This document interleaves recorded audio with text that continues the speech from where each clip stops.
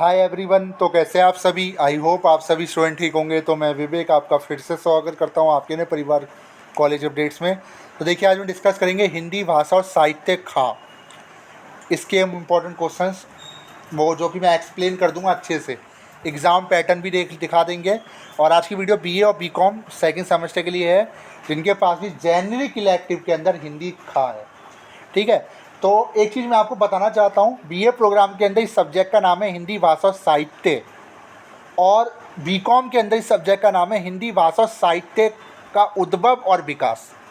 दोनों एक ही है। देखिए, दोनों हिंदी एक है, फ़र्क बस इतना है 19-20 का। पैटर्न अगर आप देखोगे ना सेम है। चैप्टर्स थोड़े से अलग है, मतलब उसमें दो चैप्टर, जैसे उसमें जो राइटर है वो अलग है, इसमें राइटर अलग है, पैटर्न जो है वो दोनों सेम है। तो मैं दोनों सिलेबस आपको दिखा के चलूँगा, प्लस फिर पैटर्न दिखाऊंगा। ठीक है। देखिए, हिंदी में कुछ डिस्कस करने के लिए इतना है नहीं, क्योंकि हिंदी मैं ये कहूँगा कि अगर आप थोड़ा सा अगर पैटर्न समझ जाओगे ना, तो आप आराम से निकाल दोगे। मैं यहाँ कोशिश वही कर रहा हूँ कि आपका जो डर है ना हिंदी को लेकर, मोस्टली स्टूडेंट अब हिंदी से डर रहे हैं। पहले हमारे टाइम पे हम इंग्लिश से डरते थे, हम मैथ्स से डरते थे, बट आज के टाइम पे जो स्टूडेंट है वो हिंदी से डर रहा है। सही बात है, आपको नहीं पता होगा, मैं बता रहा हूँ, हिंदी से डरते हैं स्टूडेंट। हिंदी से डरने की वजह ये बताई जा रही है कि क्योंकि इन्होंने हिंदी पहले बहुत पहले पढ़ी थी। 8वीं क्लास में किसी ने हिंदी छोड़ दी, किसी ने 10वीं तक पढ़ी, उसके बाद छोड़ दी। अब जाके ग्रेजुएशन में लैंग्वेज तो लेना पड़ेगा, बिना लैंग्वेज के तो कुछ काम नहीं होगा। तो इसलिए हिंदी उन्होंने मजबूरी में पढ़ना पड़ा, और जानबूझ को किसी को दे दिया गया सब्जेक्ट। कोई बात नहीं, हम इसको टैकल करते हैं। तो वीडियो स्टार्ट करने से पहले अगर आप हमारे चैनल पर पहली बार आए, चैनल को सब्सक्राइब कर ले, और टेलीग्राम चैनल भी जरूर ज्वाइन कर ले, लिंक मैं डिस्क्रिप्शन बॉक्स में आपको दे चुका हूँ। तो स्टार्ट करते हैं। तो हिंदी खा, ये बीए प्रोग्राम की हिंदी है, उसका सिलेबस दिखा रहा हूँ, बीकॉम का भी दिखाऊंगा, पर पैटर्न दोनों का एक है। ठीक है। तो ये उन विद्यार्थियों के लिए जिन्होंने 10वीं कक्षा तक हिंदी पढ़ी है। हिंदी भाषा और साहित्य खा, तो इसमें भी टोटल 4 यूनिट आपको देखने को मिलेगी। पहले मैं आपको यूनिट के जरिए बता देता हूँ क्वेश्चन किस तरीके से आपको उसमें बनते हुए मिलेंगे। देखिए, पेपर आपका ये 90 नंबर का आएगा, नोट कर लेना। 3 घंटे का समय मिलेगा, सारे क्वेश्चन इसमें आपको करने होंगे। ठीक है। तो पहली यूनिट में आपको क्या पढ़ोगे? हिंदी भाषा और साहित्य, मतलब हिंदी भाषा के बारे में आप पढ़ोगे, इसका साहित्य पढ़ोगे। दूसरा है हिंदी भाषा का उद्भव और विकास, हिंदी की प्रमुख बोलियों का परिचय। हिंदी की कितनी बोलियाँ होती है, जैसे आपकी खड़ी बोली है ना, कई सारी बोलियाँ होती है, बुंदेली होती है, कई सारी बोलियों के बारे में आप पढ़ोगे, उन्हीं के ऊपर क्वेश्चन बनता है।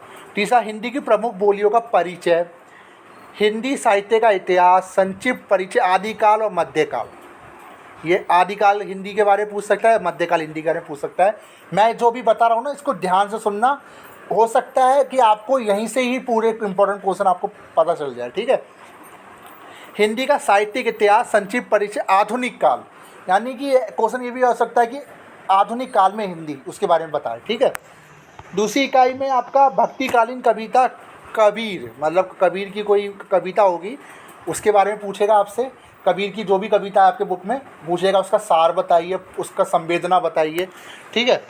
फिर आपका दूसरा है साखी, गुरुदेव को अंग, ये मतलब आपकी कविता है। ठीक है। फिर है तुलसी, रामचरितमानस, ये भी आपकी बुक में ही कविता है। इकाई 3 में मैथिली शरण गुप्त का नर हो ना निराश करो, नर हो ना निराश करो, मैथिली शरण गुप्त की कोई कविता है।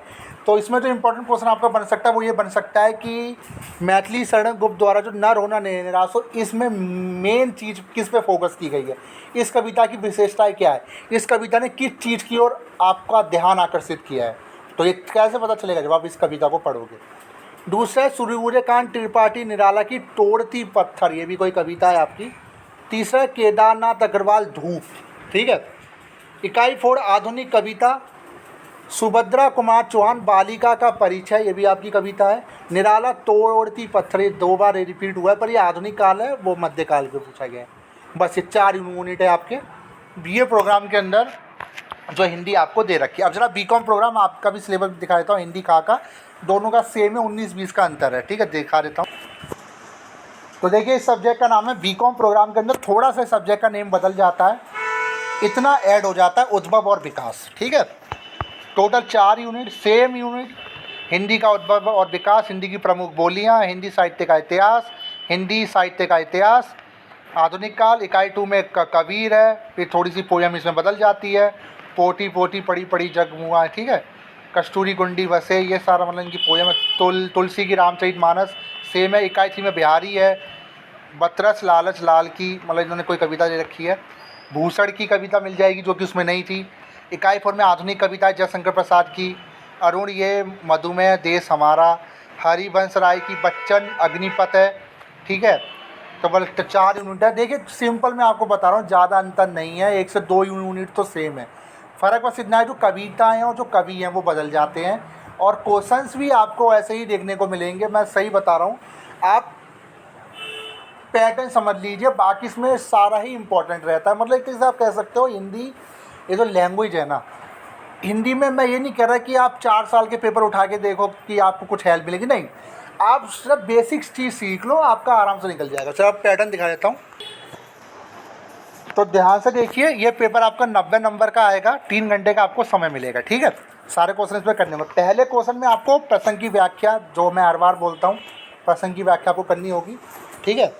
तो अथवा जहाँ भी आ जाए, दोनों में से आपको एक करना होगा, ठीक है। ये तो मैंने आपको बता ही दिया था, प्रसंग की व्याख्या आपको करनी है पहले क्वेश्चन में। दूसरे में बिहारी अथवा मीरा का साहित्यिक परिचय, मतलब एक तरीके से कह सकते हो आपका जो बुक के अंदर जो कवि हैं जितने भी, उन कवि का किसी का भी परिचय आपसे पूछ लेगा, या उनकी जो कविताएं दे रखी है उनका परिचय आपके दूसरे नंबर के क्वेश्चन में आपसे पूछा जा सकता है, ठीक है। तीसरे नंबर का केवट प्रसंग अथवा तोड़ती पत्थर का कविता का सार, ये आपका सिलेबस में था। तोड़ती पत्थर यानी करके जाना, ये वाला दोनों कविताएं पढ़ लेना ताकि उसका आपको सार पता चल जाए। सार समझते उसका निचोड़, मतलब 10 पेज की कविता है, और जो एग्जामिनर है आपसे सिर्फ 2 से 3 पेज की कविता का सार मांग रहा है। सार का मतलब कई स्टूडेंट नहीं समझते, वो मैं आपको बता देता हूँ। आई थिंक मुझे एक्सप्लेन करना चाहिए अच्छे से। आप कह सकते हो निचोड़। निचोड़ ऐसे कि आपको 10 पेज पढ़ के आप 3 से 4 पेज में पूरी कविता आपने समझा दी, ठीक है। चौथा है आपका सुभाद्री कुमार चौहान अथवा निराला जी की रचना का काव्य सौंदर्य बताइए। मैं दोबारा बता रहा हूँ, ज़रूरी नहीं है कि यही क्वेश्चन आपको देखने को मिले, सब ये समझिए कि क्वेश्चन का पैटर्न क्या है, बस ये समझने की कोशिश कर रहा हूँ। यहाँ हो सकता है कि आपका कोई और कवि का नाम दे दिया जाए, पर आएगा आपकी बुक में से, ठीक है। 5वें में किसी एक विषय में टिप्पणी, मतलब 5वें में आपसे टिप्पणी पूछेगा 100%। हिंदी के उद्भव और विकास से प्रकाश डालिए, ये तो इम्पोर्टेंट रहेगा। हिंदी का उद्भव कहाँ से हुआ, विकास कहाँ से हुआ। खड़ी बोली, ये उसी के ऊपर है, भाषा के ऊपर है। हिंदी की बोलियाँ पढ़ के जाना, जितनी बोलियाँ होती है, खड़ी बोली, बुंदेली, कई सारी बोलियाँ आपकी किताब में, वो सारी खड़ी बोली इसमें इम्पोर्टेंट रहती है। किन्हीं 2 विषयों पर टिप्पणियाँ लिखिए। आदिकालीन कविता, मध्यकालीन कविता, आधुनिक कालीन कविता, राम भक्ति काव्य, रीति काल, द्विवेदी युग, ये पूरा ये आपका पैटर्न है हिंदी खा का, ठीक है। आप कह सकते हो हिंदी भाषा साहित्य खा, या हिंदी भाषा साहित्य का उद्भव और विकास, दोनों एक ही पैटर्न है। तो इस तरीके का आपका पूरा आप कह सकते हो पेपर आएगा। इजी है, पैटर्न समझ लीजिए, सिलेबस समझ लीजिए, आप निकाल दोगे। तो वीडियो कैसी लगी, वीडियो को लाइक कर दे, चैनल को सब्सक्राइब करिए। थैंक